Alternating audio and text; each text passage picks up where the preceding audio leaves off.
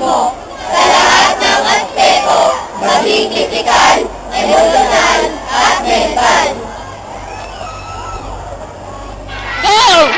Kami ay nangangako na iintindihin namin ang mga taong autismo sa lahat ng aspeto, maging pisikal, emosyonal, at mental. Mag-aaralan sa kolehiyo, ako ay nangangako na iintindihin ang mga taong autismo sa lahat ng aspeto, maging pisikal, mental, at emosyonal.